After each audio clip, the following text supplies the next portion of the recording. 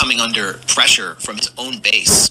I would say, I actually forgot which year it was, but it was like 3 or 4 years ago, and it was called the Groyper Wars. And Charlie Kirk would do these TPUSA tours around the country, and young men would file in, and they would, you get to question Charlie Kirk and debate him, and they hit him from an angle he never expected. They were from this organization called the Groypers, which sort of follows Nick Fuentes.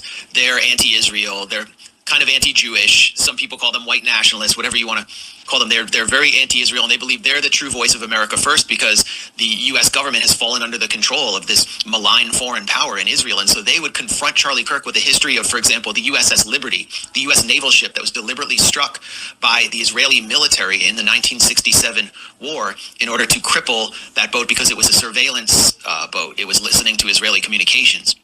And they killed scores of sailors, and they would confront Charlie Kirk with the difference between Israeli interests and American interests while holding up a cross, and Charlie Kirk would just shut down the conversation because he knew that if he would give an inch to them, it would threaten the relationship with his donors, and TPUSA would collapse. Now, after October 7th, the pressure was just too extreme.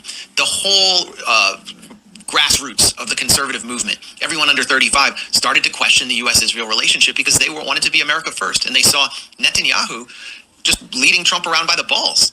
They saw Miriam Adelson, this Israeli intelligence asset billionaire, just calling shots inside the White House, and a lot of them are pro-life and were horrified by the slaughter of babies that they saw in Gaza. So the bottom dropped out of right-wing youth support for Israel to the point where now only about 25% of Republicans under 35 support Israel over Palestine. So Charlie Kirk has to answer to his own grassroots base, and you can hear he's starting to make some noises. He's talking about October 7th possibly being an inside job. Israel let it happen in order to carry out long-term political goals. He starts to question whether Jeffrey Epstein was an Israeli Mossad agent at a time when the Epstein files were becoming an uncomfortable issue for Trump.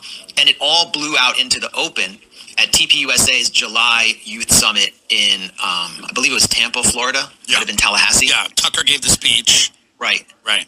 So Tucker gave a speech. I mean, that was the seminal moment. But it wasn't just Tucker. Megyn Kelly had started questioning Israel, and she's on stage calling Jeffrey Epstein a Mossad agent with Charlie. Comic Dave Smith, who, like myself, is a Jewish anti-Zionist, but he more comes from kind of the libertarian world. So he was welcomed on stage to debate a Zionist propagandist who works for Newsweek, Joshua Hammer. No, that's not something you want, especially at this point, if you are like a pro-Israel enforcer. And Dave Smith was openly talking about the slaughter of children in Gaza, and the crowd was cheering in this cathartic way. Then Tucker comes out, says, you should have your citizenship yanked if you fight for a foreign army. All right, hundreds and hundreds, thousands of American Jewish youth go to Israel and fight for their army instead